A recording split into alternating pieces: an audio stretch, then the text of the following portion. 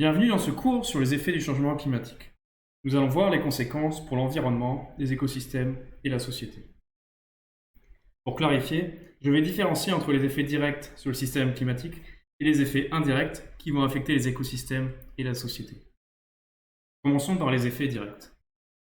Un effet évident de surplus d'énergie dans le système climatique est le réchauffement de l'air, de l'eau et du sol.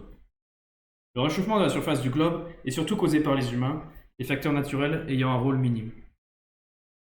Le réchauffement n'est pas uniforme. Les températures les plus froides se réchauffent davantage que les températures les plus chaudes et que les températures moyennes.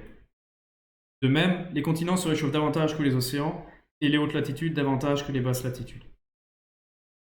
Le réchauffement augmente la fonte des glaces, dans les banquises, la couverture neigeuse, le pergélisol, les glaciers continentaux et les grandes calottes glaciaires.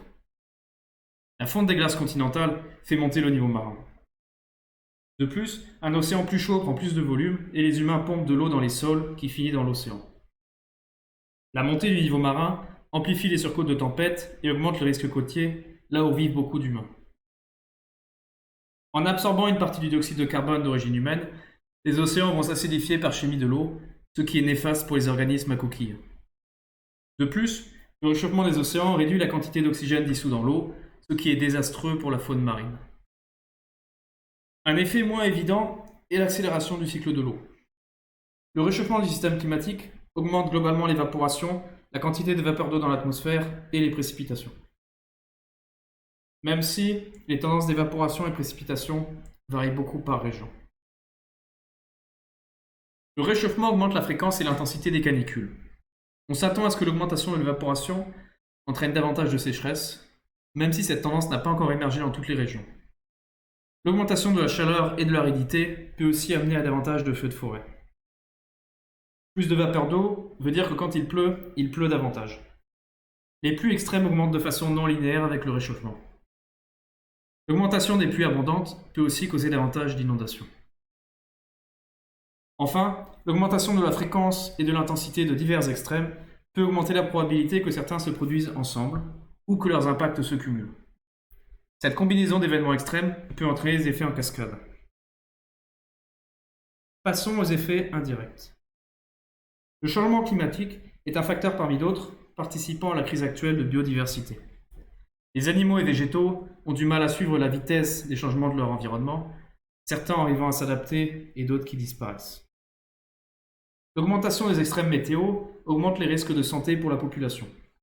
Par exemple, les canicules augmentent le stress thermique et les inondations augmentent le risque de noyade et d'hypothermie. Les moustiques et parasites vivent souvent dans une gamme de température et d'humidité. La migration des zones climatiques des tropiques vers les pôles peut entraîner une migration des maladies vectorielles. La fonte des glaciers veut dire moins d'eau douce disponible durant l'été pour les populations qui en dépendent. Par exemple, 1,5 milliard pour la région de l'Himalaya. Le réchauffement et l'augmentation des extrêmes météo peut aussi réduire les récoltes et la sécurité alimentaire. L'augmentation des extrêmes météo peut aussi causer davantage de dégâts aux infrastructures comme les bâtiments, routes et voies ferrées. En plus de l'endommagement de l'infrastructure, l'augmentation des canicules, du niveau marin et des inondations peut aussi compliquer les transports. Ces changements de conditions météorologiques peuvent aussi compliquer la production d'énergie. Via l'augmentation des risques sur la santé et l'infrastructure, le changement climatique peut réduire la productivité et augmenter le coût de fonctionnement des structures. Via l'augmentation des risques sanitaires et psychosociaux, ainsi que la pression sur les ressources en eau et en nourriture, le changement climatique peut aussi amener à davantage de conflits. Et si les régions du monde deviennent moins habitables à cause du changement climatique, les populations vont migrer.